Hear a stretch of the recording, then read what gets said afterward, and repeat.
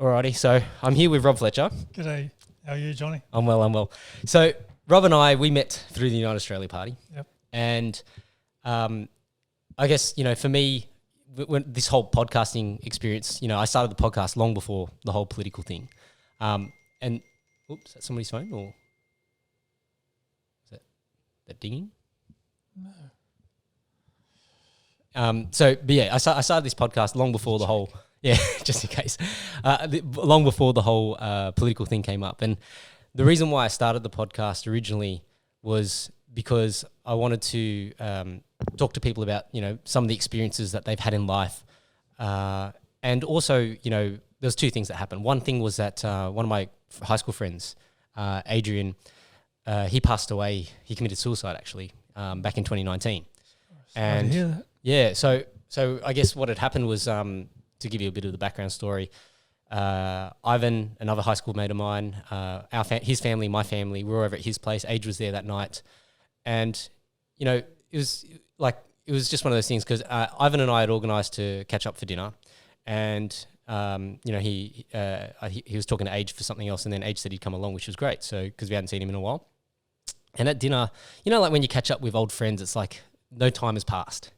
Yeah. You sort of feel like everything is the same as it was back when you were all together, whether it was in school or at work or whatever the case may be. No time has passed. And it was such a nice night. And then, we didn't really think anything further of it. And then 5 days later, I get a phone call and it's, Age's, he's gone. He's committed suicide. And, we found out that he jumped in front of a train. Oh my gosh. And there's no coming back from that, right? Yeah. So that really started, a bit of a thing where, obviously you start contemplating mortality, you contemplate life, all of these sorts of things.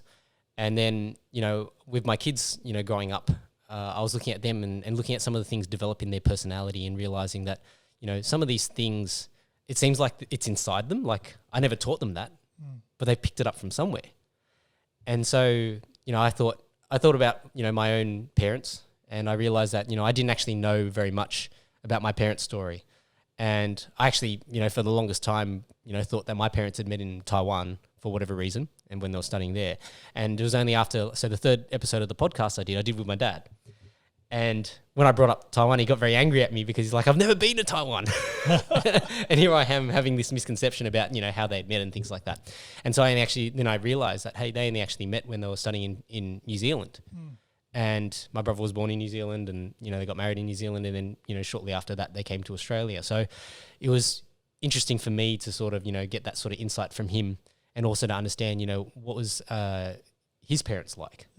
Yeah. Because I think at any point in life, and I think about this as a child, right? Like you don't really think about what your parents were like when they were in the midst of their careers and they're working and what were some of the trials and tribulations. Because, when you get to...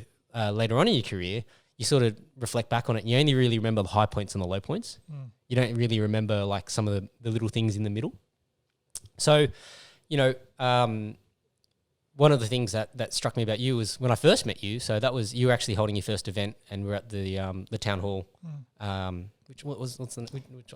in Turramurra or no? Pimble. Pimble, yeah, the Pimble Town Hall, and you mentioned that you had like this background in finance and. I found you to be very knowledgeable in the world of finance, and you were talking later on throughout the discussions, and I guess we can talk about career and all that, and fractional banking and all this sort of stuff. It was pretty interesting to me because for me, I'd come from an engineering and a legal background, but I was working in the automotive industry for all that time. So one of the things that I really enjoyed about my time being a candidate was just how much knowledge you have to consume. Yeah, right. You really get a real broad. General knowledge across so many different things, and you have to really challenge your perspective. What do you really think about this and why? And then you got to think about, why do other people think this way about certain things, right?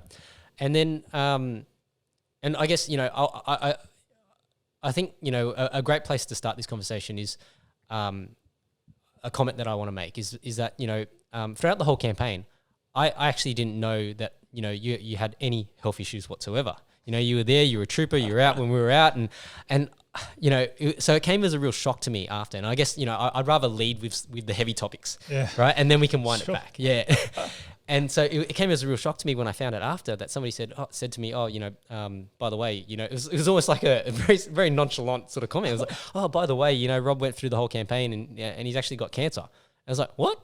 And it's like, yeah, like he's that's why you haven't heard from him. He's been on his back for the last 2 weeks, out of action after the whole campaign. And, it made me pause and I was like, holy shit, like, despite everything that you had going on personally at that point in time from a health perspective, you still battled through this whole thing, this whole campaign, and, win or lose, that's not the important thing. It's about standing up for what you actually believe in, right? And so, I know a lot of people, and I'm also going to catch up with Julian at some point, to talk about campaign and life and things like that. And I found it really interesting that after the campaign, people think, oh, has it really changed the world? No, it hasn't. No. Right? And it just, I guess what it reinforced for me was that, irrespective of your ups and downs in life, like life will continue to roll on, right? And it's how we choose to react and respond to it that sort of, defines, I guess, how we walk forward, right? Yeah. But I guess, tell me about, I guess I'm curious, when did you first find out that there was something wrong? Like, did you know going into the campaign that there was something wrong, or was it? I was diagnosed on Friday the 13th in November 2020. November 2020? Yeah. So going into it, you already knew, right? Yeah, I knew, but I had a lot of treatment, a lot of prayer. The oncologist told me to my face that only a miracle will save you because I've had a rare type of cancer and he can't see me surviving more than 3 months. Wow. And he didn't even think that the medication would work at all. Wow. And so within 6 months, my cancers had shrunk by 70%. And 3 months later, that shrunk by another 15%. Wow. The cancers in the lungs had shrunk from the size of kiwi fruits down to the size of like M&Ms. Wow. And now they're virtually gone. Same in the liver. So when you're told you got stage 4 cancer and then you have to ask the doctor, what's that? Yeah. Because you thought you had a sore back, you get a very steep learning curve. So it's a whole new language. So stop me if I say something that sounds, out there. But when I was diagnosed, I quit my job straight away. I was contracting with a strata cleaning business and looking at buying the business. It was quite a profitable business before COVID came along. Yep. It was. Ploughed through the early stages of COVID working in eastern suburbs, working really hard. So I just thought I hurt my back. And it just didn't go away. And it's unusual for me to have a sore back. I rarely get a sore back. So one day I just thought I'd have a sickie and go get an x-ray. Yep. And that's how I found out about it. So, the doctor said when you're really healthy, which I have been healthy, very healthy for a long time, yep, you're at more risk of stage 4 cancer than anyone else because you're not getting tests done to actually check if there's anything wrong. If you're a hypochondriac or if you've got problems with gallstones or all sorts of niggly little things that you get tested for, they're more than likely going to catch the cancer at a very early stage, so it doesn't get to stage 4. Wow. So that's why everyone just shrugs their shoulders when they say, oh, you've got cancer. Everybody gets over cancer. And that's the scenario of why people get over cancer is it gets diagnosed very early. So if you're really healthy, watch out because you got no symptoms. I didn't know I had it until it was the size of a large mango. And was that what was causing pressure in your back? Yeah. Yeah. And it was also attaching itself to the spine and the hip bone. Oh, wow. As well. Yep. So in terms of the stages, right? So stage 1 is obviously just a localized tumor, so to speak, right? And then there's only 4 stages, right? And stage 4 is obviously meant to be the worst. Yeah. Right. And so when they say stage 4, that means that it's spread throughout the body. Is that correct? That's right. Yeah. Well, they say it's metastasized, so it can pop up anywhere. Okay. And the problem with scans is that they can't see cancers when they're really small. So when a cancer pops up somewhere, they don't know if it was there in the last scan because it could well have been there, but it was small. So small that you didn't. Yeah. And then the converse is also true that the small ones could also die. Yep. Through treatment and healthcare. So then, do you remember? Okay, you go in to get your back checked, and then you get told that you have stage 4 cancer. Yeah. Do you remember what thoughts were going through your mind? I pretty much. The guy told me I needed a miracle, and the urologist told me I needed a miracle in the bedside chat. I basically looked at him and I grabbed my daughter's hand because she was in the office, and I said, "There's going to be a miracle here. It's exciting because either I'm going to survive, and that's a miracle, or I'm going to be standing with the Lord, and that's a miracle in itself." You know, we can touch on this later, but the fear of death never came over me once, and it still hasn't. And I think that's the greatest asset that the Christian church and Christians themselves should have. If you're a Christian and you have fear of death, you really should check your faith. Check your faith. Yeah. Because that's what it's all about. It's funny. I actually use that line of thinking when I was, Ange and I were discussing, this whole COVID thing. And I don't want to go too much into that, but essentially, one of the things that I was commenting was that, people of faith, and it doesn't matter necessarily what faith, as long as if you have some sort of religious belief or some religious faith, so to speak, you're generally less fearful of death. I don't know whether that was, for me, whether that, it's a faith thing that makes me less fearful of death, so to speak. Because when I was growing up, I grew up more Buddhist, and that's from my dad's side and my grandma's side on my father's side.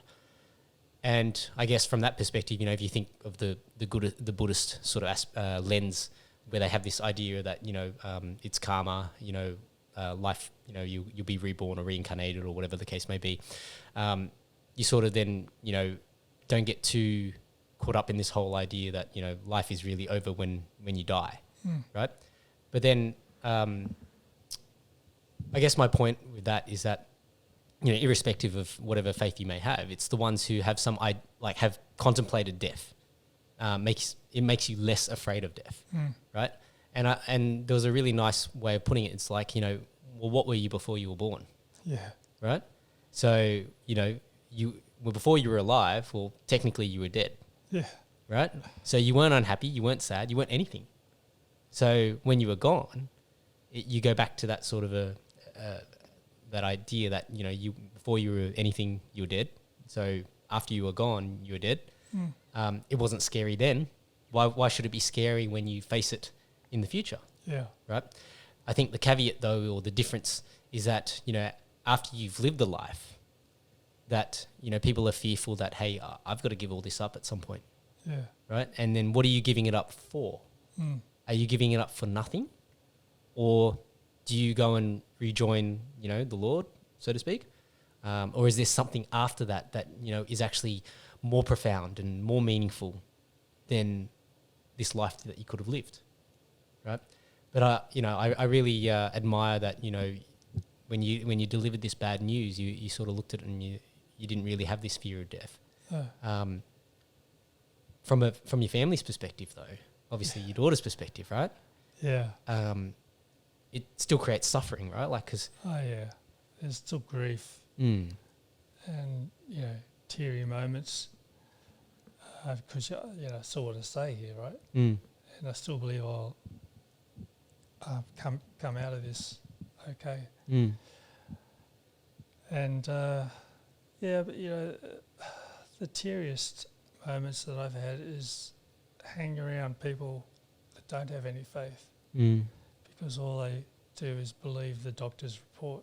And if you believe the doctor's report, then I reckon you're toast, because they are very brutally honest in their appraisal.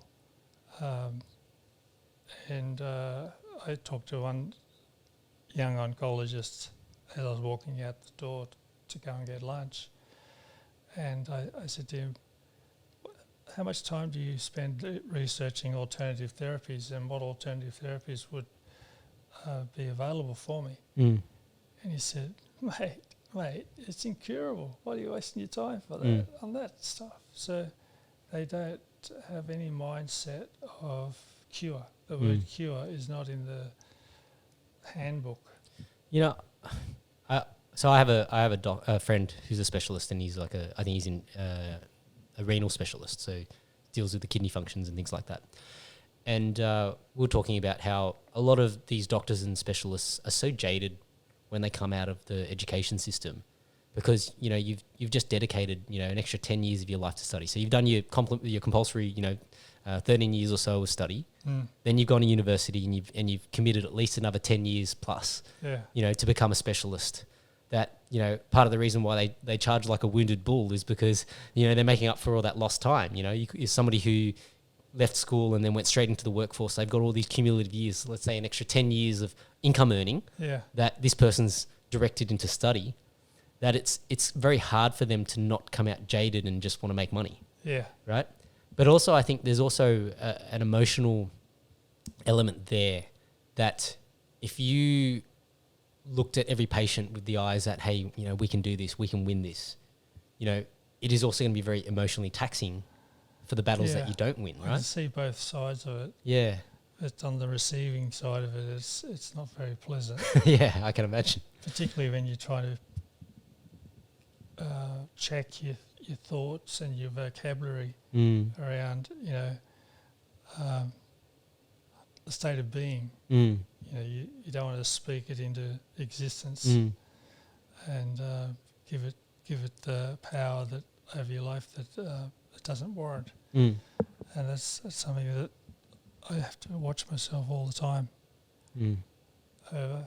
But I didn't let it stop me. I quit my job, and then I hired a shed, and I had 3 Mini Cooper S's that I was doing up, but they're all over the countryside.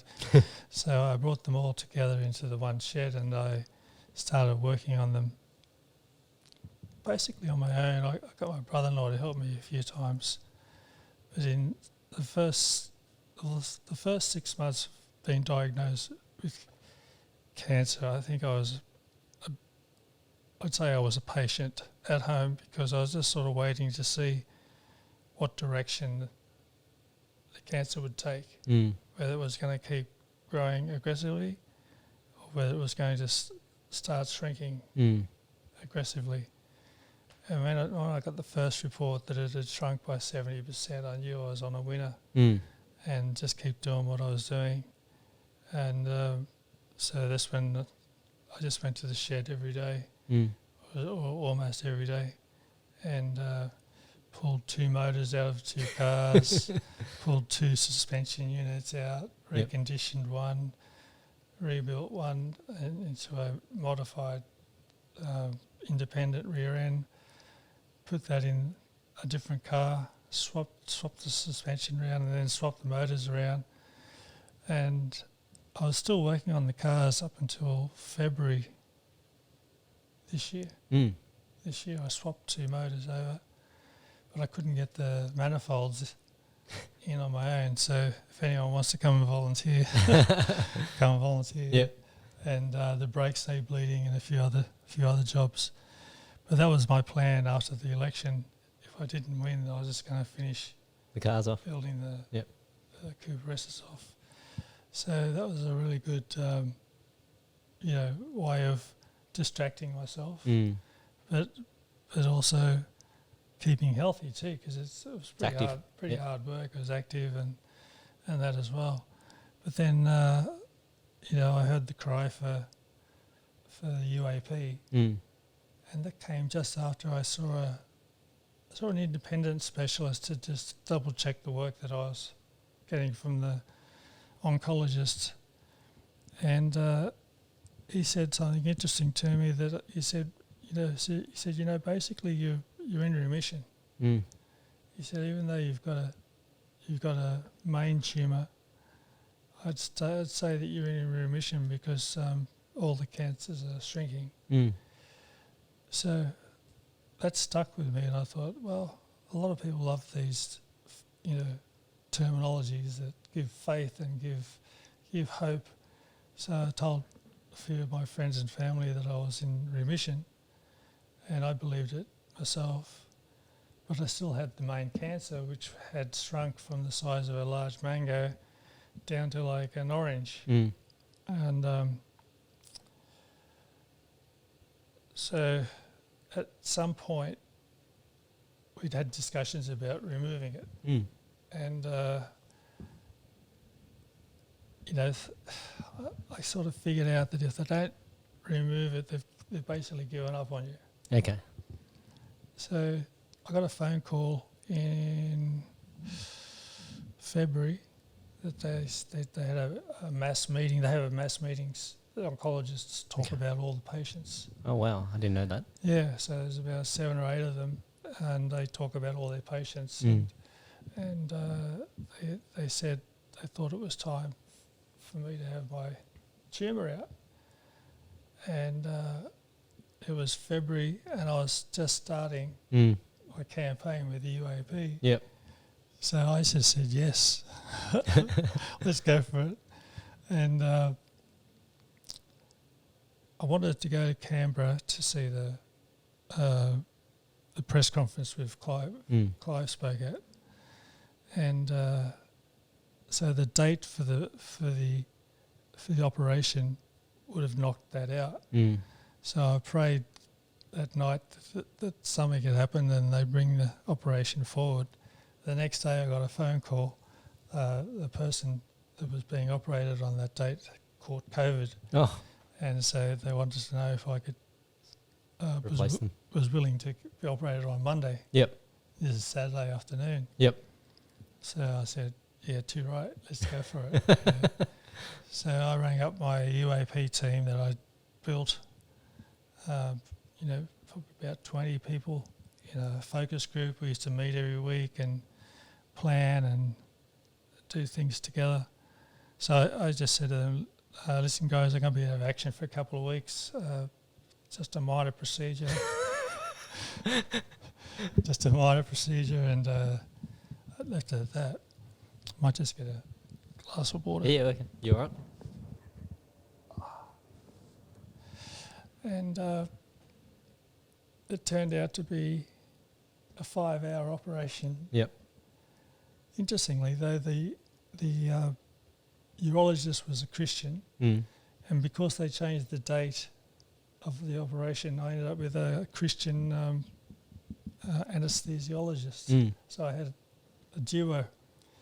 So we were playing. How do you work that out? Like, do they don't announce that they're obviously Christian. Like, I guess, you would have had to have said something that made them, affirm that they're a Christian, correct? It's all in the language. I picked up that the urologist was a Christian the first time I met him. We were just talking and about it, and he was sort of beating around the bush and that, but the way he was doing it and some of the phrases he used, I said to him, "You're a Christian, aren't you?" He goes, "Yeah." I said, "What church did you go to?" And so we had a bit of a chat about it. But, it's fruit, isn't it? Yeah. You can tell an orange tree because it's got oranges on it. Yeah. So I could tell. And so we were playing Christian music and praying before I went into the surgery. And I thought that's a pretty good way to do it. Yep. And then when I woke up in IC ward, obviously after the operation, I screamed and shouted and had my arms up in the air, and the nurses came running over and they go, "What's wrong? What's wrong?" I said, "I'm alive."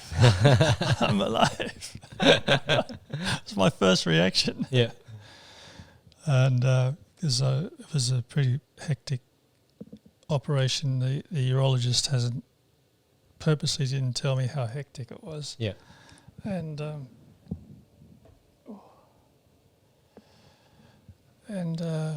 so that was that. But then the pain didn't go away. So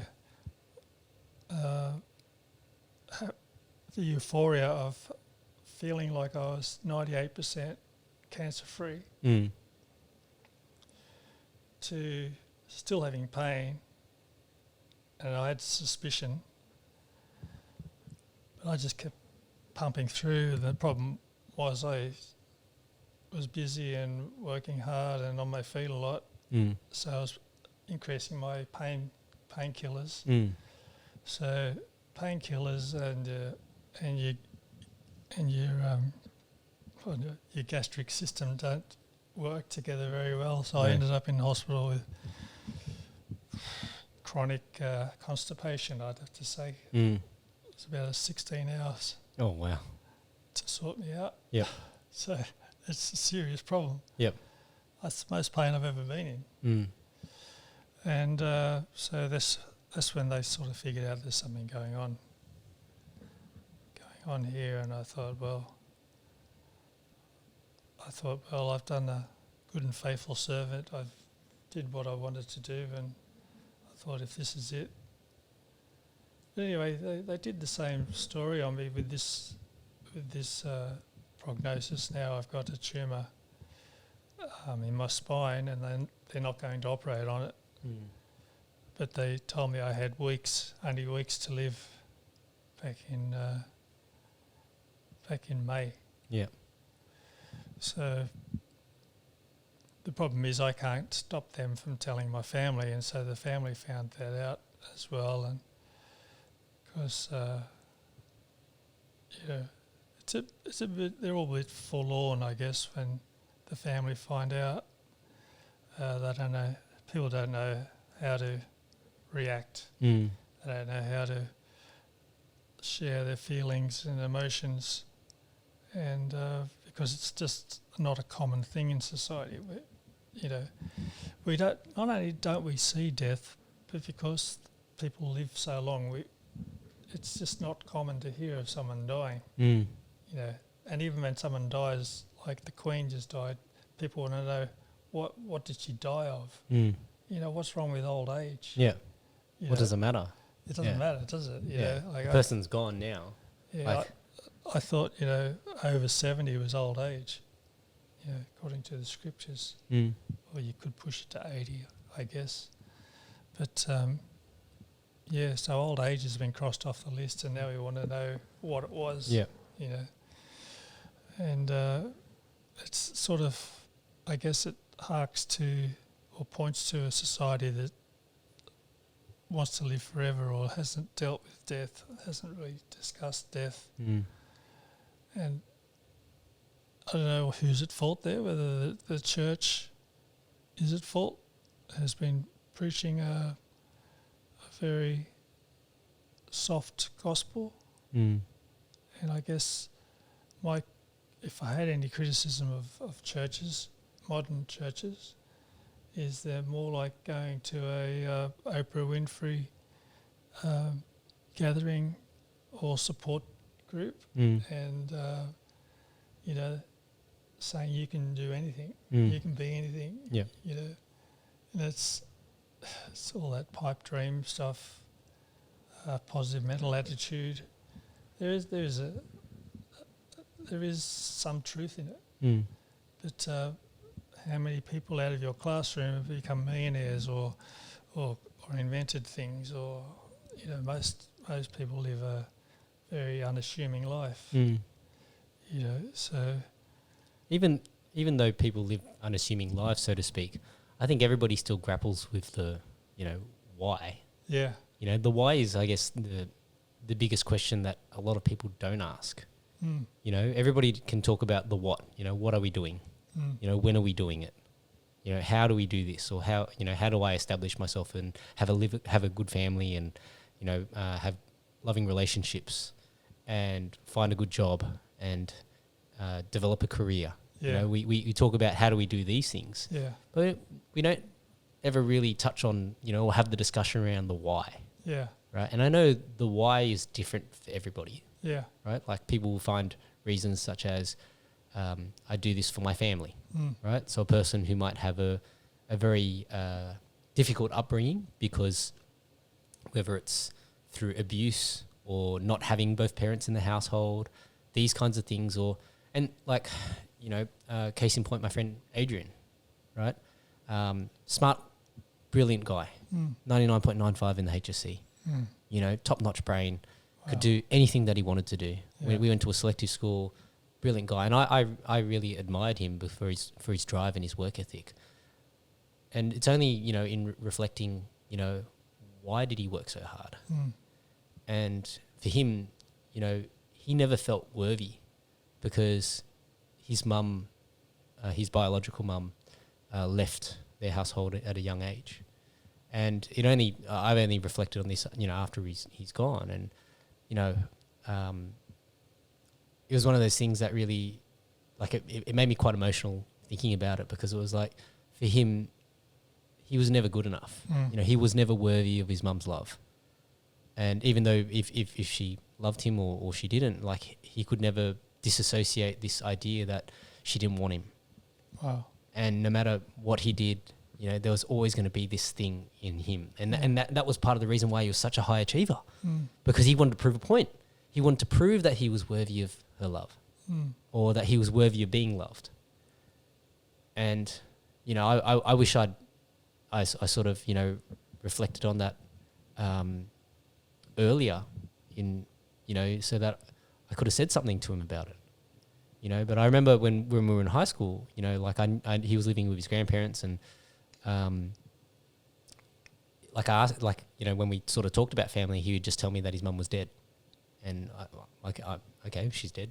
You don't really ask any further. Yeah. You don't want to pry. It's not my thing to know about. But I guess as a mate, I probably should have tried to understand it further. And the crazy thing about it would be that he'd probably be looking at me and be jealous of me. That, I've got both my parents. I'm in a loving household, so to speak. And probably not, aware of some of the issues that I had with my parents and my family, right? And so it's like, he's in from one perspective, I'm looking at him and admiring him for his ability to work so hard and his work ethic and his brain and his athletic ability. And he's probably looking at me and jealous of the fact that, I've got both parents at home. Yeah.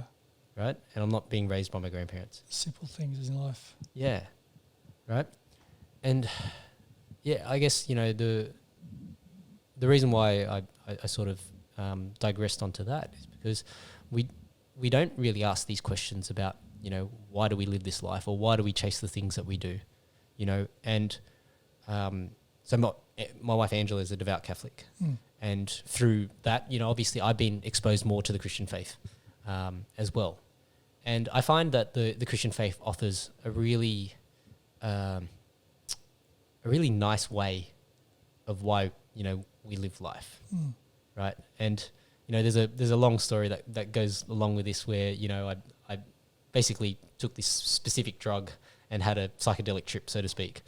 And when I did it, I didn't do it just for fun. I actually did it with religious questions in mind, and I wanted to try and ascertain these answers because I was joking with Ange before I did it. I was like, she would joke with me. She goes, "Oh, if you meet God, tell him I said hello." Oh. Right? It was like that, right? And anyway, at the end of this whole experience, I came to this conclusion that, why, it was like this whole idea in the Bible where it says, God has come so that you can live life to the full, or Jesus has come so that you can live life to the full. And this whole concept of what God's love what God's love is finally clicked for me in the sense that, we're all you know, technically speaking, we're all broken, you know, and these are all things that I used to take issue with from a Christian perspective. It's like, you're all sinners, right? It sounds very judgmental, right? We're all sinners, right? And it seems very condescending and judgmental. But I think it's more when you actually go into the heart of it and you actually start to try and find out more about what does this mean. It's an acknowledgement that, hey, we're not perfect, right? And no matter what we do, no matter what we try to do or strive to be, we're always going to not be perfect, right? And whether, you know, that's just in human nature, and, you know, this is something that was passed down. And if you want to go through the biblical sense, you know, through the whole Cain and Abel story, you know, like you could say it's because of that, or we could just, you know, look at it from the perspective of that, hey, this is just human nature, and this is why, you know, we're all hurting in some way, and we're all broken in some way, you know. And people can say, no, I live a great life, but, you know, you scratch the surface a little bit and you realize that, hey, well, what did it cost you to get this great life? You know, what trauma did you have to go through? What hard work or effort did you have to put in, right? And, you know, everybody goes through some sort of trial or tribulation. You know, to some people who have been through the worst of it, they go, you know, well, you know, relative to your trial and tribulation, look, I'm, you know, I touch wood, haven't had to face this idea of my own morbidity and my own mortality and go through, you know, cancer and these treatments, touch wood, right? But, you know, for other people, it's like, you know, there are people, and, you know, there are people that, you know, go through life as disabled, right? They might be missing a leg. They might be missing two legs or one arm or two arms, right? So, you know, we all have this, have our own struggles, and we all can answer the question of what we do and how we do and when we do things. But how many of us actually really think about, you know, why? Why do we do this? Why do we live this life? You know, what's the purpose of it all? Yeah, it's all a bit of a rat race, isn't it? Yeah. You chase these things, and then for what purpose? And I think, you know, anyone who has achieved any sort of big goal in their life realizes that, you know, achieving that goal doesn't actually change your life one bit, right?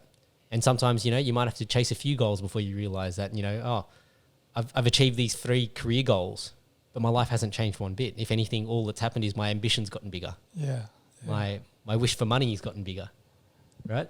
And it's almost like, you know, if you want to tap out of the rat race, people look at you like you got 2 heads, and they're like, what are you doing that for? Right? Like something has to be significantly wrong with you for you to not want to continue to be in this, I guess, game, so to speak. Right? And I think men are susceptible to that probably more so than women in one way, because they're career driven and you know, what does a woman bring to the marriage? And it's beauty and femininity, and it's home building, and it's all the family building. It's all those sort of things that make a family. But what the husband brings to the family is security and honour and trust and safety and, you know, a career. So they often take a lot of their own, what do you call it? I guess it's like self-worth, self-esteem from their job. And so often, you know, you see when there's a financial crash or you know, a whole company collapses or something, and you hear stories of people jumping out windows and stuff. So those people have definitely connected their self-esteem to their jobs. To their job, who they are, and comes from what they do, right? Yeah. But, you know, just touching on that, right, I find it interesting because I feel like in today's world, more and more females feel like they have to fulfill this role of being a super mum, like this mum that is able to work but also be a mum, right? And I can speak from this because I'm experiencing it now as a stay-at-home dad, right? I went from having this great career to being my primary responsibility is my kids. Yeah. And, you know, I think when you get conditioned that you need to have a job and a career and things like that, and then you give it all up to have kids, right? That plays on so many people. Like I think for females especially, like they feel like there's this this idea or this pressure that they need to be able to do it all. Yeah. Right? And that makes you like discontent with having family. right? You're discontent with just being a mum. Why? You shouldn't have to feel like that just to be a mum. Yeah. Right. And likewise, if you go back to and be in the workforce, then you feel like you're a bad mum. So it's a lose-lose situation. You're not, good enough if you're just a mum who looks after the kids, and then you're a bad mum if you now go back to the workforce and chase your career and you don't focus on your kids. Yeah. It's a lose-lose situation. Whereas, and it's all pressure that we only put on ourselves. Yeah, and some of it's been imposed by the price of property. You know, it's pretty well known that you can't buy a house without 2 incomes. Yep. And a lot of people are doing it with 3. Yep. And makes you wonder whether the banks had that in mind when they thought about allowing the full income of the wife to be collateralized into a home loan. It was sold as freedom, but it actually now is it's a mortgage. Yeah. And a mortgage, what's the till Latin death word? till we part. Yeah, death chattel, so to speak. Right. Yeah, you're so right about that. I had a point that I wanted to bring up in relation to that. Let me go back a step. So we were talking about, yes. And from a policy perspective, right, you think about it from this whole idea that we subsidise childcare, but we only subsidise childcare. We don't necessarily give you the payment for you to decide how you want to use it. It's incentivising the mums to go back to the workforce so that your child can go into childcare. Yeah. Right? Like if you wanted to incentivise people to be, parents, so to speak, you'd give them the money. Let's say if it's $200, you'd give them the money irrespective of how they wanted to use it. If they want to spend that $200 and put their child into childcare so that they can go and make, $600 a week, so be it. Alternatively, if they didn't and they just wanted to use that $200 to go and add that to their, ability for expenses, groceries, etc., rent, whatever the case may be, right? That would be the right way to incentivize, people to have the freedom to choose how they want to parent their child. But we sort of push them down that one pathway by only incentivizing it for childcare. Yeah. Which then goes, if you want to make the most of this money that the government is giving you, you now have to spend it on this particular service, which then the government makes back anyway because, in payroll taxes and, all the taxes that we get charged, even just your normal PAYG taxes. Yeah. Right? So you pay tax on what you're making. So even if you're clearing or you make $1,000 a week, 30% of it has gone to tax. That 30% has covered your childcare subsidy that they've given you anyway. Right? So it's just, I always find it interesting when you actually go and look at, and you try and think about policies from first principle perspective. Yeah. Right? But let's now, I want to wind back the clock. Yeah, sure. Right? So, only a few weeks ago, or maybe it's a couple of months now, we celebrated your 61st, your 60+1 birthday. So, that would mean that you were born in 1960? 61. There you go. What were your first memories of life? Like, what do you remember? My dad was always building something. He only built the house, and Mum jokingly says that we lived in the garage, which is probably true, for a long time. So it's like a one-car carport garage while Dad was finishing owner building the house, because that was the era that you could owner build a house out of fibro or asbestos sheeting, and you needed 2 bedrooms or 3 bedrooms and 1 lounge room and 1 bathroom and 1 laundry, and so you could pretty much do it all yourself. So my first memories was Dad building a large garage, right? So he could put all his cars in the garage because he had cars everywhere. Cars under the house, cars under the driveway. And so he ended up building an 8-car garage. I think the garage was bigger than the house. Wow, an 8-car garage. Yeah. Wow. Yeah. But it was only a single garage driveway. So you'd have to drive 6 cars out to get the 7th one, so to speak. Yeah. What area did you grow up in? Blue Mountains, In the Blue Mountains. Glenbrook, near the lagoon. Yep. There's like a lagoon in the back roads of Glenbrook. A lot of people don't know about that, but it's quite a nice area. But back then it was like the country, and you'd come home from school and you'd hop on the bike and ride over to your mate's place, and there was no mobile phones to check in with mum, or mum didn't say, "No, you've got to be here, you've got to be there, I've got to meet you here." There was nothing like that. You'd just be home for dinner. Yep. And not that you did it every day, but like that was pretty common. My mum used to drive me to school in infants and primary, but in high school it was like you catch the bus or you get to school however you like. But like just wandering around the bush with my neighbours and friends. My brother-in-law and I went to kindergarten together. So it just shows how close families and friends became in those days.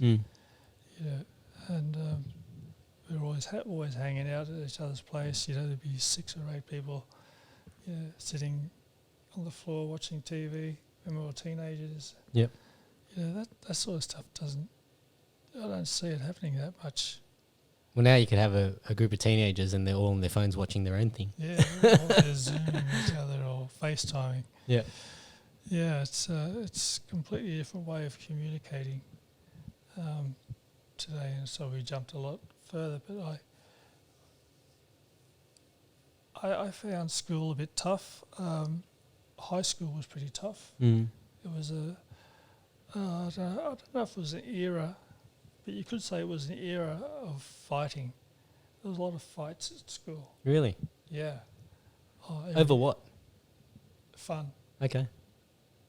Fight for fun. Just trying to establish, the pecking order. Pecking order, and some people would be teased into having a fight, or goaded, I should say, is probably a better word. And then, or stories are spread that so and so likes so and so's girlfriend. Yeah. And then just to stir up trouble. And I'm not saying I did it, but I definitely knew what was going on. And I had my head beat up a few times. Really? Yeah.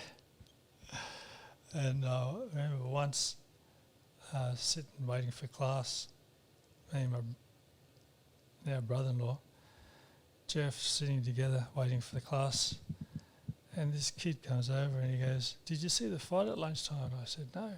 He said, "He just went like this, he just bang, he just smashed me right in the face." Oh, wow.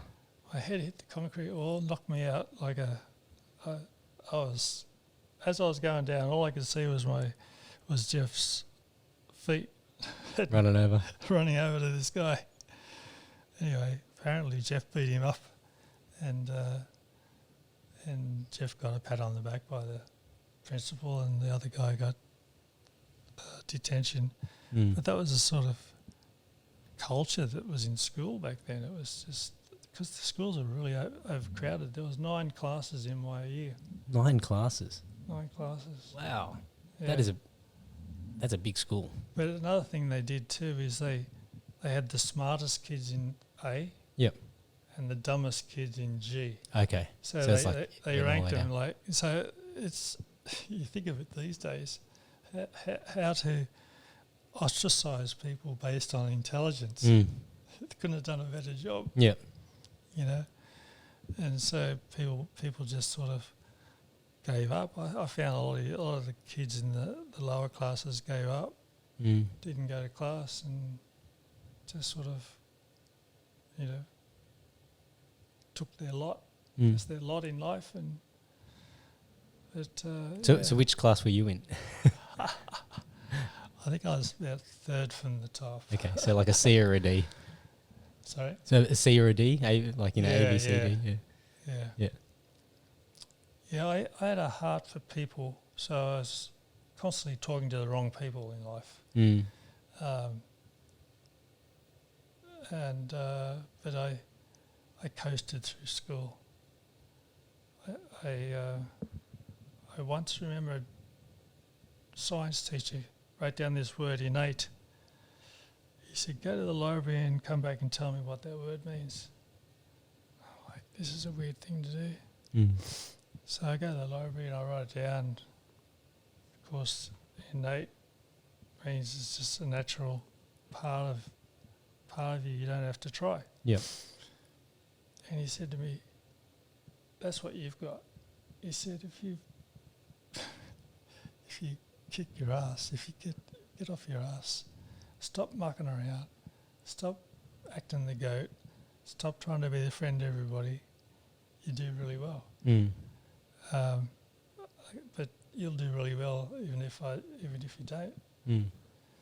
And I ended up ducks of the school, which was, I thought it was pretty cool. Wow. So you were ducks. Yeah.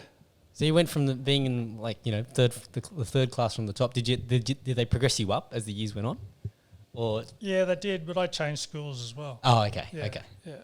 Yeah. There was only one kid in the class. Oh, okay. So what, did you go to homeschooling or something? No, mate, joking.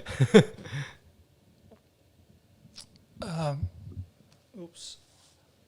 My dad bought a farm out near Orange. Yep. And that's better. Yep. And so we lived in a country town near Molong. And so I went to the Molong school, finished off my education there. It was pretty good education because the class was small. It was about 12, 15 people in year 11 and 12. Yep. But and a totally different environment to the other school, correct? Yeah. What it meant was though that I did like 3-unit maths, and I was the only kid in the class who took 3-unit maths. So Wow. I had one-on-one teaching. Yep. So I had to do my homework. Yep.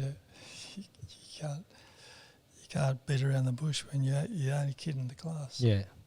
So that was true, but that was maths.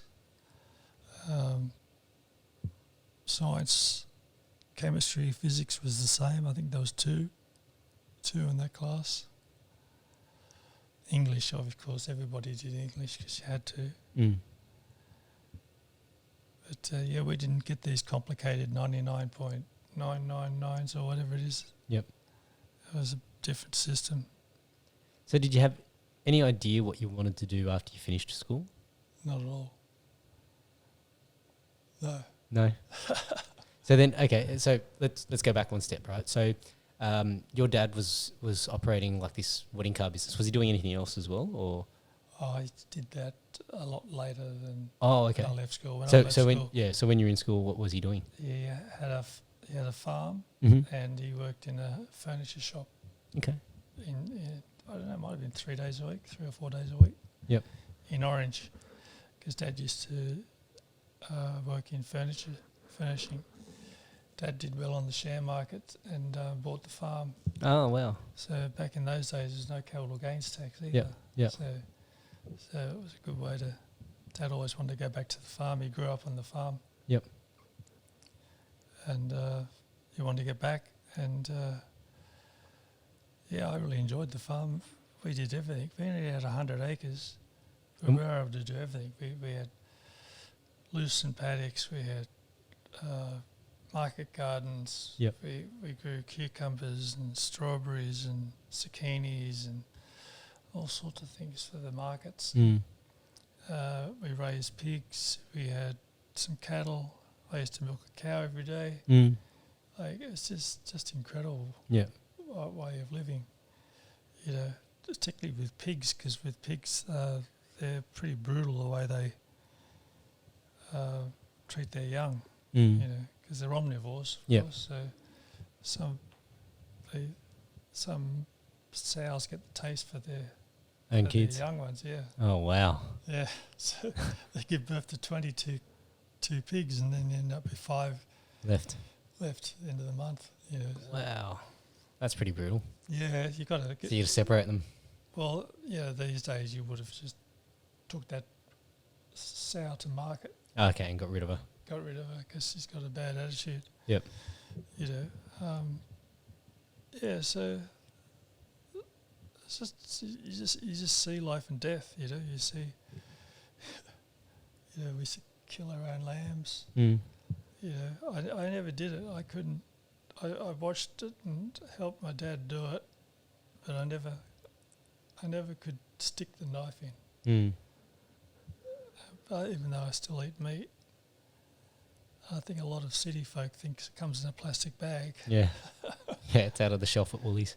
Shop at Woolies, but if you did a day in an abattoir, you probably wouldn't eat meat. Mm. It's probably the same for anything. You know, I worked in the food industry for 20 years. It was my first career. And that was a complete accident. So when you left school, what did you get into? I first got a traineeship with the Commonwealth Bank, Mm-hmm.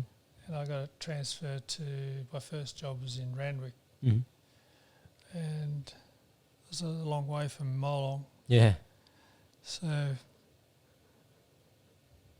yeah, I think I lasted 16 weeks. I had a whole plan laid out for the bank, you know, go through accountancy, end up either an actuary or something Mm-hmm. there, and I just couldn't stand it living in the city. Yeah. You know, now I love the city. Yeah. I just can't believe I could have lived in Randwick back in 1979. Mm. And imagine if I saved up enough to buy an apartment Yeah. or a house. Yeah. Back then, you just don't know how life turns out. So anyway, I went back to the country and worked on the farm for a while. And basically got a job as a trainee chemist Mm-hmm. and in the food industry. So yeah, like I've met a lot of people who worked in different food industries, and they don't eat and consume the stuff that they used to make. So as a chemist in the food industry, what's that like? Making like essences or something like that, or the flavorings or the preservatives? Well, what would it be? Well, the manufacturing, like imagine a car assembly line, right? Yeah. There's different stages, right? So manufacturing something, like we were manufacturing. Is that okay? Yeah, it's better. We were manufacturing. Sorry, I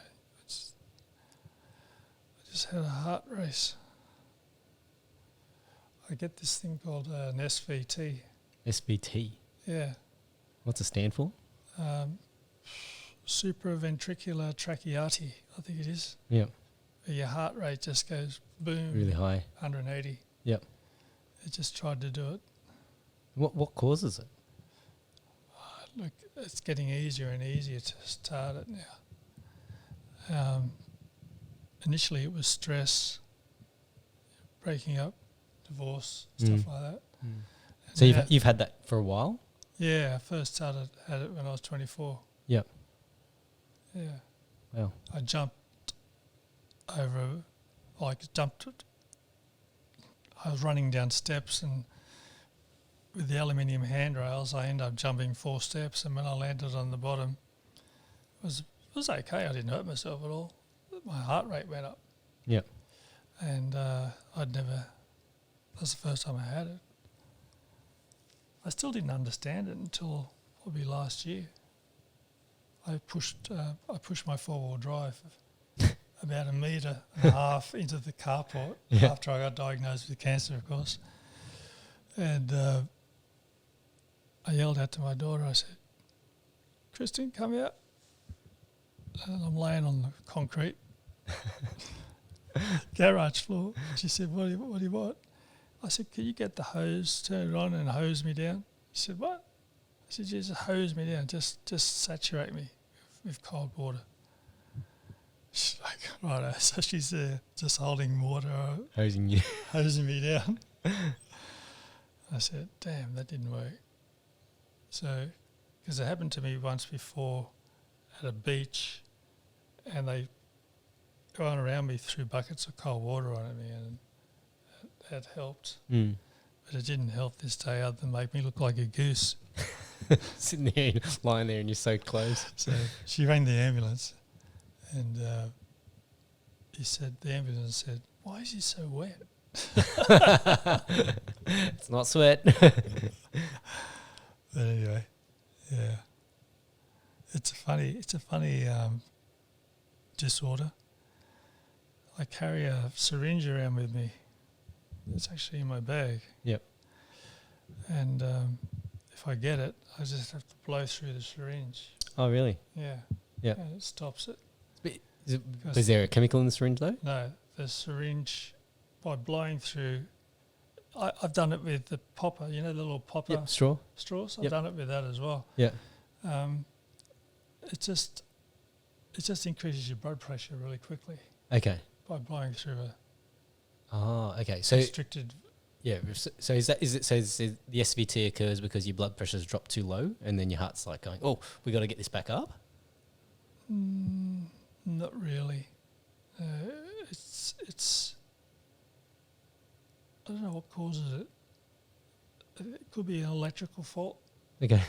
Which The old ticker. The old ticker. Because the reason why I say that is the only way of fixing it is they put you under anaesthetic and they stick all these pins in your heart. Yeah. Until they find a spot where it actually triggers the SVT. Yeah, wow. And then they zap it with heat. And it just makes it go back to normal? Well, they cook it. They cook the nerve. Oh, they cook so then that just stops it from activating. It stops it from activating. Yeah, wow. But then, you got to hope they zap the right nerve. Yeah. Otherwise, you got a dead one and the other one's still going. Oh, wow. Okay. So, where were we? Yeah, so we were talking about, so you were in Randwick, you moved back to the farm, and... ended up in the food industry. Yes, and then, I was asking, what when you were a chemist in the food industry, like what were you making? Right. Yep. Yeah, I was saying it's like a car process.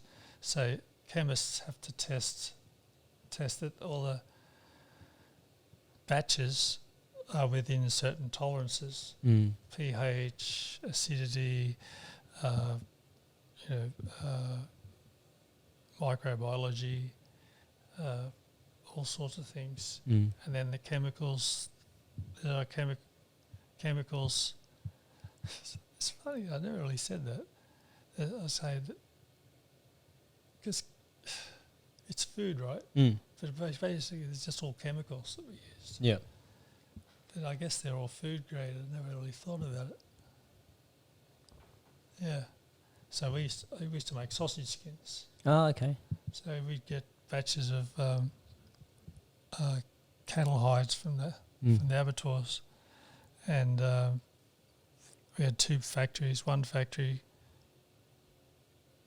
de-haired the hide, Yep.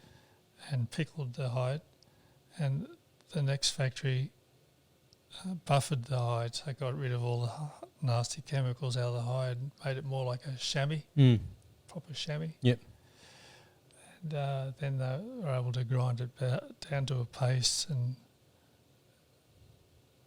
so I won't get into it. It's pretty complex. It sounds pretty... It's really... don't know if I want to eat sausages after hearing that. So, grind the hide down into a paste and then reform it into some sort of sausage skin. That's right. Yeah. Nice. Yeah. Well, it's better than hosing out pig intestine. Oh, look... Asians, we eat intestines anyway, so I think I'd prefer the intestines over the processed hide.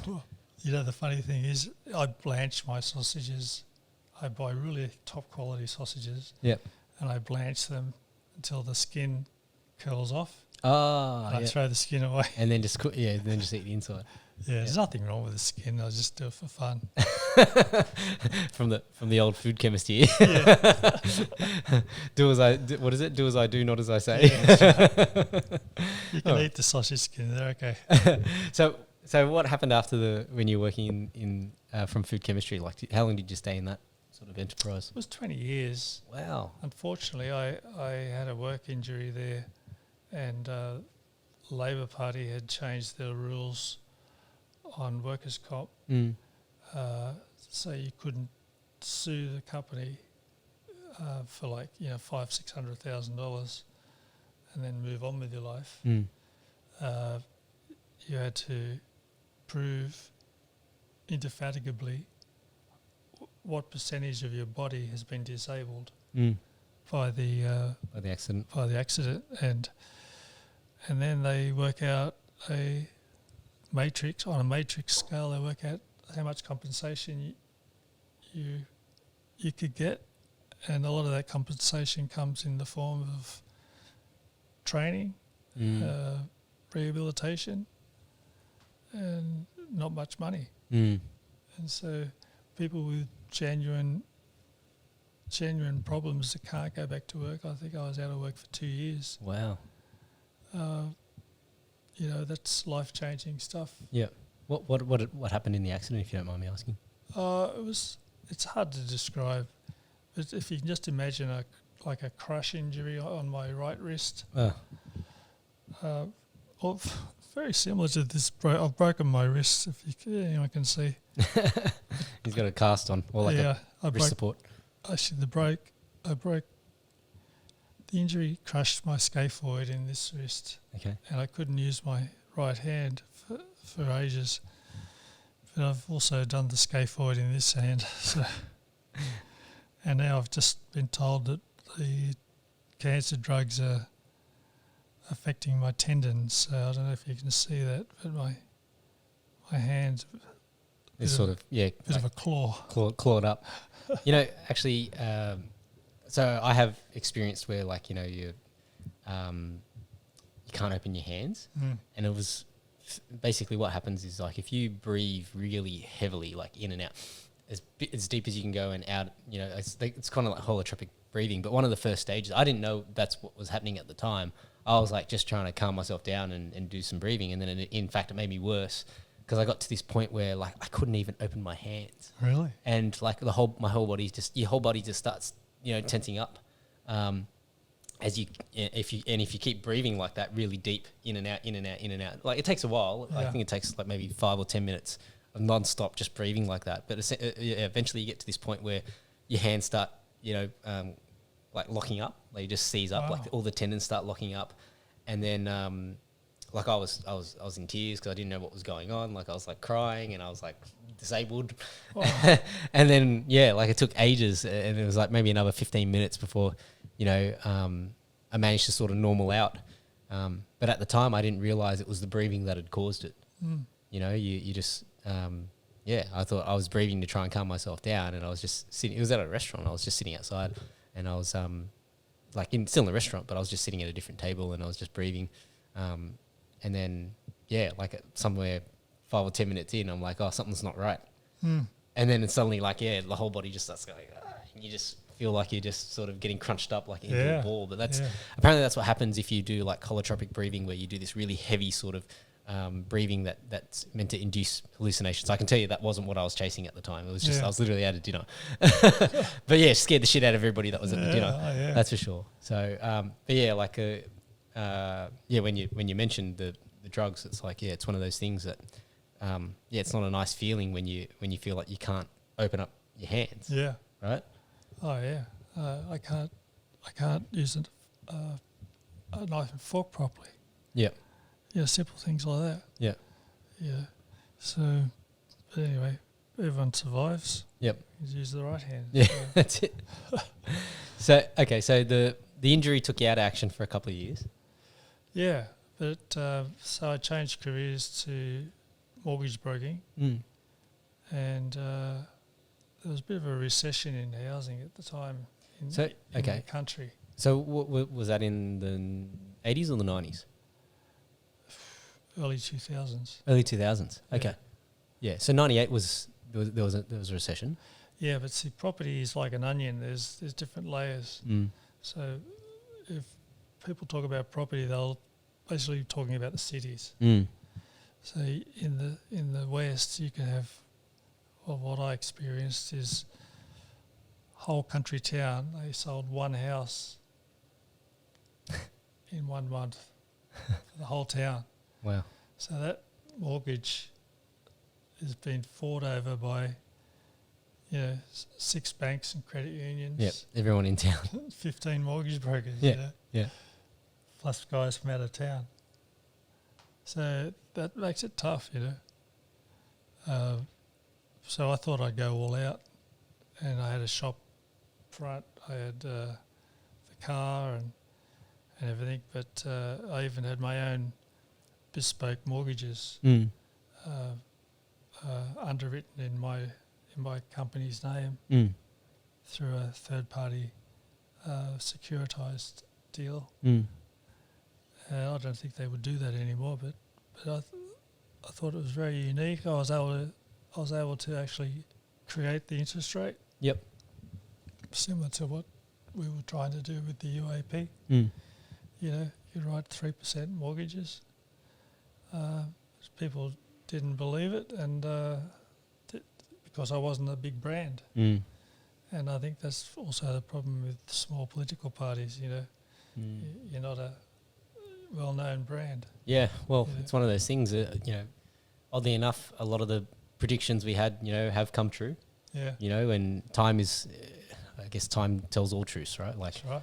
we were talking about interest rates rising, and, even some of the street conversations that I'd put online and things like that, where, some people were like, oh, it's a great thing if interest rates go up because maybe we can buy a property if the prices come down. But, they failed to think about the serviceability aspect because, now you're playing, your mortgage rates have gone up, 2 odd percent. I think we're 2.35% today, and we were 0.1%, just before the election, really. Or there was one rise during just as the election was about to be finalised. But it's a significant jump in a short period of time, and it was one of those things where I always find it interesting, when you read, and I guess part of the experience of going into politics or looking at the political side of things is that, you do a lot more reading. You start reading the RBA notes, and you start listening to what, the Governor Philip Lowe is talking about. And it's interesting how, all these analysts then pick apart the language to try and identify, is this a positive thing or a negative thing? And everybody has their own guesses. But, I think we had very good intelligence, so to speak, that we were briefed on to let us know, okay, well, these things are coming. Right, and then people would sort of be like, either they can't see it happening, or the alternative is that they don't believe that we could facilitate what we wanted to do. Right, but I guess unfortunately now we'll never know. Yeah. Right. I always think it's from that perspective. I was pretty grateful to go through that experience.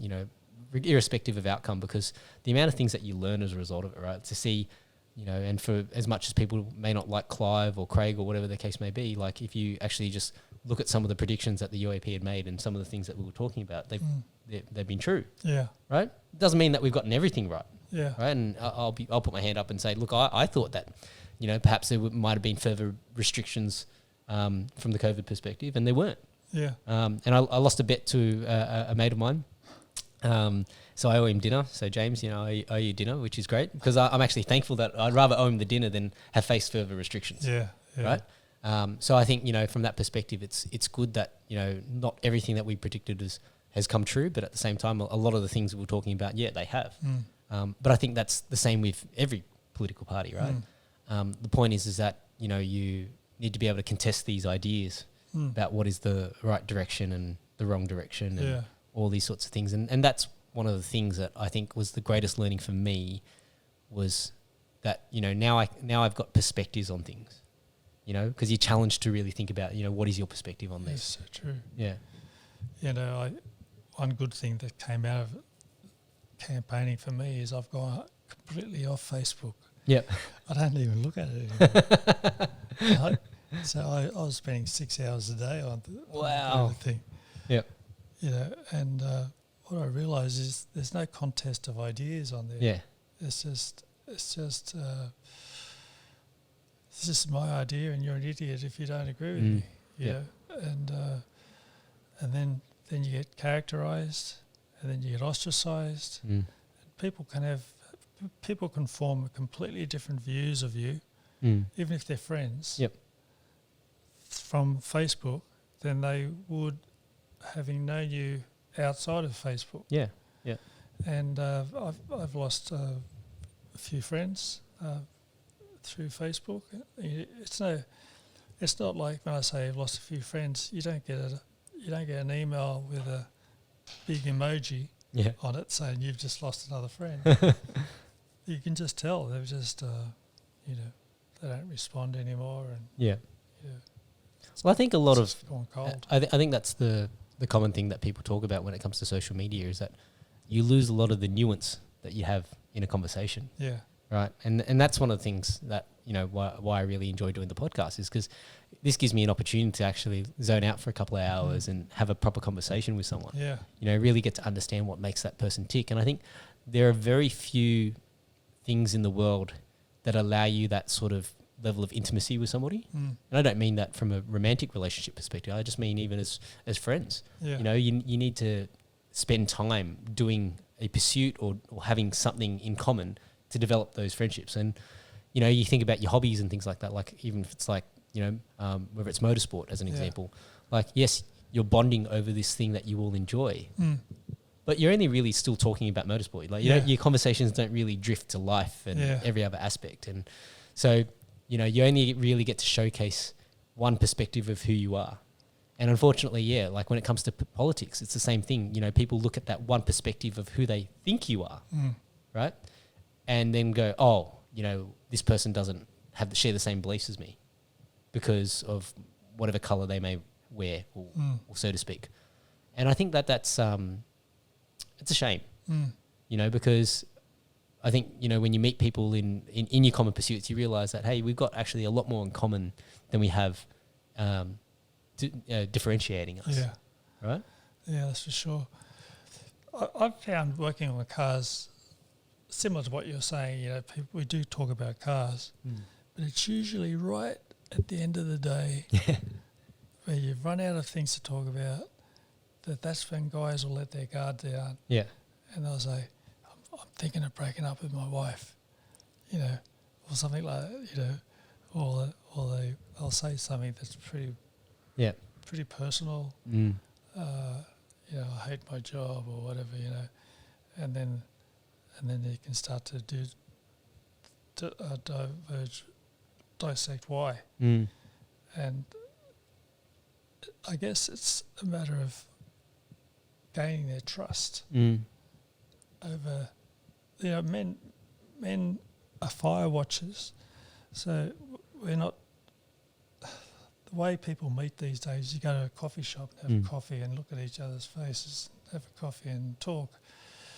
But really, we're fire watchers where we actually more comfortable not looking at each other. Looking at something else. Yeah. Whether it's the footy, working on the car, you're holding that end of something and I'm holding that end, and we get it in and then we start tightening it up, But we're still talking, and conversing, and I like that.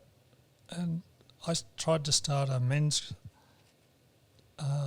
group about 3 years ago on Facebook, but it was just not the right medium for it. I'd still love to pursue it because I basically, what did I call it? It'll come to me. Yeah. I don't go there that often, so that's why I can't remember what I called it. Yeah, but I think it's that community, right? That you have like this shared, you're able to share a bond with somebody just through being in their presence. Yeah. Right? And I think that's, as I said, I feel like that's one of those things that is lost about communicating online. It's never the same. And like for me, when I was at work, it was the same thing when it came to meetings. I didn't like to do virtual meetings because there's too many distractions. If you're there at your computer and then somebody comes into your office, you want to give your attention to the person that's there. Yeah. Right? It's the same thing like if you think about a restaurant or any service-based industry, right? If you've got a customer in front of you and then the phone is ringing, which customer takes priority? Yes. Right? So you could either, pick up the phone and try and give that customer priority, but then the person that's right in front of you who can see you on the phone goes, you don't want my business. Yeah. Right? That's right. Or the alternative is you serve the person in front of you and you let the phone ring out And then the person that's on the phone goes, oh, they obviously don't want my business. Yeah, that's right. Right? But then, there's something about being there physically in the flesh. Yeah, That- being present. Yeah, when you're present, it just changes, to me anyway, I think that changes the interaction. And that's why, I guess from that perspective, I liked, the whole bricks and mortar style of, dealership enterprise where you get to talk to people and sit down and have coffee and interact and, you build friendships and relationships that way. Yeah. You can do it over the phone, but it's never the same if you never put the face together. Yeah. Yeah. Oh, look, people don't answer the phone anymore. I don't know how you get them to answer the phone. I couldn't. Yeah, that's true. That's true. So, okay, let's. So you started this mortgage brokerage, and you were trying to underwrite your own rates and basically give people a good deal, but then there was a bit of disbelief, right? Yeah. Yeah, and then I realised how You right? I can't do that. I've got it sounds like I've got a lot of problems. I got a frozen shoulder. Yeah. Sometimes you forget. What was I talking about? Yeah. So the mortgage brokering. Yeah. I didn't enjoy it. And then when I found out there was only one mortgage being written in the month, all the other work would be refinancing. Mm. So when you refinance in the country, you're looking at, say, someone wants to buy a new motorbike. Yep. So they refinance their $100,000 loan into a $110,000 loan. Yep. As a mortgage broker, you're getting paid on the $10,000 Ah, okay. because that's the new money. Yep. And it's a lot of work, so that might be your only business for the week. Mm. And it could be pretty harsh. But, I'm not whinging. The best way to be a mortgage broker is to go really hard, and probably employ casuals at the start to help you really go hard. Mm. And then as your business grows, and you can sort of back off a bit. That's the only way to do it. Mm. So build a book. Build a book. Yep. You've got to build a book or Get buy the a clientele book. in there. Yep. Yeah. So then how long did you do the mortgage broking for? Probably 2 to 3 years. Yep. Anyway, I had another midlife crisis. I've had a few. Yep. And I just decided to go to Sydney and work in financial planning. Okay. And within a week, it had happened. Oh, wow. So did you get a job at somewhere or you just you packed up and left first? I got a job in Hornsby with a Godfrey Pembroke firm Mm. in financial planning. What was I, about 48, 46 or something years old? Mm-hmm. Yeah. And the problem was I still had the shop. I Mm. still had the house. Oh, so you had the lease, everything back in. Yep. Yeah. So I just went, I'm done with this. So you either go full on or full off. Yep. So I pulled the plug on that. Needless to say, I lost a few dollars. Yep. By closing the business the way I did. Mm. So that's why I'd call it a midlife crisis. Yeah. But it worked out okay because I ended up getting picked up by a larger firm. Mm. We met at church and just talking over coffee. Yep. They figured out that I had what it took to work in their firm and they offered me a job. Okay. So I worked there for 7 years. And after that I at that firm, I won't skip too quick. I basically built portfolios and constructed them to gain a certain return, or I picked certain shares out of the stock market, using charts, and Yep. I did presentations to clients and stuff. Sort of bamboozled them with graphs and Charts. Numbers. Yeah. So when you build a portfolio based on those sorts of returns, are you just looking at indexed funds, or it's a mixture? Index funds, cash, bonds. You create your own index fund, You can look at sectors. You can look at it by sectors. You can look at it by company. But you could say, you want a 15% return. I can get you a 15% return, but then you have to moderate it with risk, and then you have to get the risk in there to get the return, but then you have to moderate it with some stocks that bring the average down, but also build safety into the portfolio. Yeah. Because you don't want to blow the portfolio up. Yeah. So I consistently returned around 15% per annum. Wow. With my ETF portfolios every year. But again, I was a consultant there, and it was a lot of work. And what's a consultant at the end of the day? Glorified employee with no benefits. So I ended up doing other things as well. A bit of trading on the side, and towards the end of it, I moved to Brisbane and worked in the gold industry for about a year. Okay, hang on. Let's go back one step. So when it came to building up your knowledge of trading and shares and things like that, like how did you gather that knowledge? So I know you mentioned your dad obviously made some money in the share market too. Oh, yeah. Was there any insight there, or was this all stuff that you had to put together?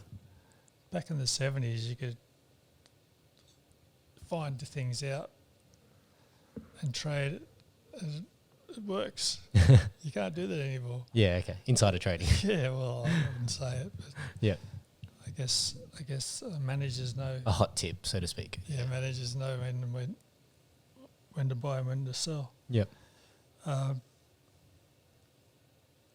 These days it's like you understand the concept of a mature market. Like, people might sell you a scheme to make money out of property. But that probably worked really well in the 80s, but not so good now. Would you agree? Yeah, yeah. Because it's a mature market. Yep.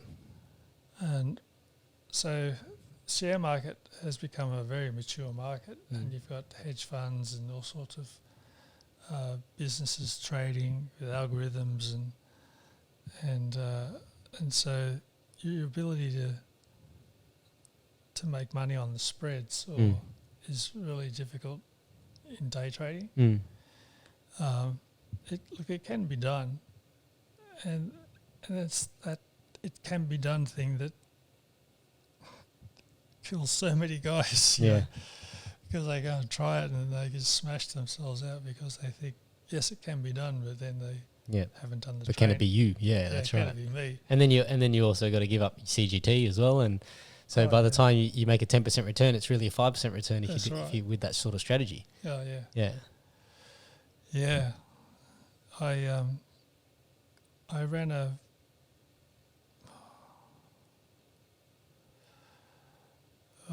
I tried to run like a hedge fund.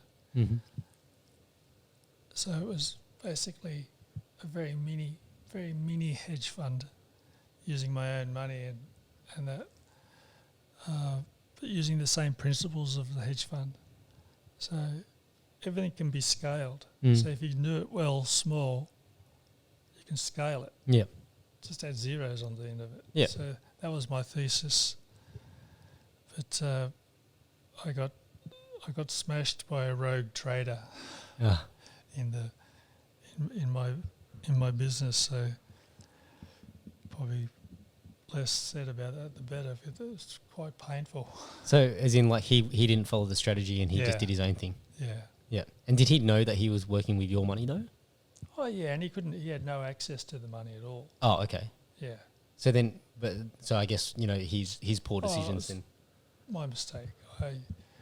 I gave him too much leeway, and he lived in New York, and I was in Australia. So I'd work. I was working at Perpetual at the time, and what would I do?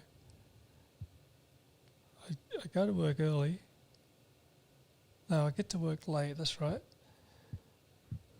Always make excuses about public transport or whatever, and you can do that in Sydney. And then I'd get home and I'd have a snooze for about probably 4 or 5 hours. Yep. And then I'd get up and I'd watch the US market all night on the computer with my guy in the US, and we'd share screens and charts and strategies and what's happening in the Federal Reserve and all those sort of things. So, I do that all night until 6 a.m, and then I'd throw cold water on my face and go to work. Yeah. I did that for about a year and a half. Oh, wow. Yeah. So then what happened after, this guy obviously, things didn't pan out there and it cost you a bit of money, obviously? Yeah. Yep.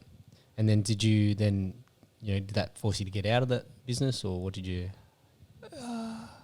Yeah, I guess so. I've been dabbling. I call myself a dabbler now, not a trader as such. My problem with my trading style, it's a bit like Daniel Ricciardo. His driving style doesn't suit the McLaren car. My trading style doesn't suit trading. Okay.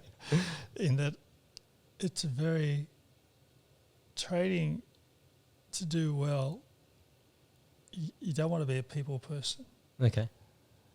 And I wanted that camaraderie and that teamwork feeling in trading, but it's really better if you focus on trading. Yeah, just doing the job. Yeah, doing the job rather than focus on the team side of it. Yeah, I don't know if I explained that well enough, but you probably get what I'm saying. Yeah. Look, I think it's one of those things that I think most people who are interested in trying to make their money work for them, so to speak, get interested in investments at some point in their career. Sometimes it's early, it could be that they want to buy shares, or they want to buy property, or they want to buy these sort of things. And you sort of go, everybody makes the mistake of rushing headfirst into it. Yeah. Right? Like you go, oh, yeah, it should be easy, or I'll just learn as I go. Yeah. And then before you know it, you're a few $1,000s down, and then you go, oh, what do I do now? Do you keep plugging money into it? I think we've probably just experienced that with the crypto market recently, where, after being in such a strong bull market for a period of time, it's now hit a bit of a bear market, and a lot of the people who were late to the party, when I say late to the party, more recent to the party, so to speak, obviously have felt a significant impact of it. I've got close friends who, we're thinking, oh yeah, we're flying pretty high now, and then suddenly, oh wow, what's going on? And then it's like, oh well, if you believe in the product, you then continue to sink money into it and dollar cost average, to try and bring your buy-in rate down. But then how much money have you sunk into it already? Yeah. So it's one of those things that it's a trap. It can be a trap. It's not to say that psychological. It's psychological, right? And one of the best books, I think every person that's invested or interested in shares is generally directed to read is that Reminiscences of a Stock Operator. I don't know if you've ever read that book, but I guess for those who don't know what that book is about, essentially it's about this a stock operator in the 1900s who's trading on tickers and things like that, back when they didn't have the computer-based share trading, and would buy cotton or buy this and make all these different plays. And I think he went from millionaire to bust 4 times, and then the book ends with him committing suicide. So it's not really a great story for people that want to get into the share market and get into investing, but it teaches you a lot of lessons. Yeah. And I think those lessons are the important things. That obviously, you can't beat the market, so to speak. It's like it's like the ocean, right? You either go with the waves. If you fight against it, like the whole market is against you, or the whole body of water is against you, you can stand there as one person trying to block it, but you'll never block it. It's going to go around you. It's going to sweep you away. It's going to do all those sorts of things. And so it was really interesting when you read that book. I think one of the plays, and it probably still happens in a lot of markets today. Where he went and did a play on cotton as an example, and he bought up all these bales of cotton. And so people then started panicking because, there's not enough cotton. The market price of cotton is going up significantly. And so people are scrambling to try and buy cotton. And because he, monopolized cotton, suddenly the dollars are sky high, and then he would drip feed it back to the market, rather than letting 100 bales go, it'll be like, 10 bales at a time or something like that. And so people would just keep snapping them up. And then, he made a mozza playing the game that way. Yeah. And so, we see that in crypto markets as well when they refer to these whales. The whales who have a large shareholding for whatever reason, maybe they started early and they just got this massive shareholding, or they've already got accumulated wealth and they've invested in that. They can control the market. Yeah. They change market sentiment, with a flick of the fingers. Michael Saylor and co. Yeah. Yeah. Right. So it's very interesting. Yeah. So I guess, from that, like, were there any sort of key takeaways that you reflected on, having got going through all of these different businesses? Was there any commonality in the things that you chose to do? And I guess, were there any... Yeah, they're all high risk. Okay, yep. So you like the risky stuff? I did, but my ex-wife didn't. Yep. And unfortunately, it cost me my marriage at some point. Maybe I could take some blame in there as well, but... Yep. Well, let's segue and talk about relationships, right? So, you mentioned you grew up with your brother-in-law, right? Or is that... No, he went to the same school as Sorry. and he lived locally, so we could catch up easily. Yep. I'm just wondering whether we could segue into relationships in the part 2. Okay. Is that okay? Yeah, absolutely. Yeah. My energy levels are okay. No, all good. Knocked around, so I think that's a good one. I think it's a very exciting. Yeah. I find relationships fascinating now that I've been divorced 10 years. Okay. And I threatened to write a book about relationships many times. Yep. So it could be a very interesting discussion. Okay. Well, yeah. So there's two things that I want to touch on for next time, right? I want to obviously have a chat to you about relationships, and I also want to talk a bit more about faith and religion. Okay. And how, I guess, throughout relationships and life and things like that, the faith, your faith has been intertwined with that. And I guess, in reflection, were there times when you thought like, God's spoken to you, or this is the direction that God's wanted you to go, and what were the circumstances around that? Yeah. So I think those things are interesting because we don't necessarily always see the hand or the part that God's played in our lives. And it's only upon reflection that sometimes we can realise, the footprints, so to speak. And I get that analogy from my wife. She's the one that always sort of mentions that, and so that's why I'm curious, to hear your thoughts on that. Oh, that's fascinating. All right. Love to. Yeah, so we'll do that in part 2, and thanks to everyone, and we'll catch up again soon. Thanks a lot. Thanks, Johnny.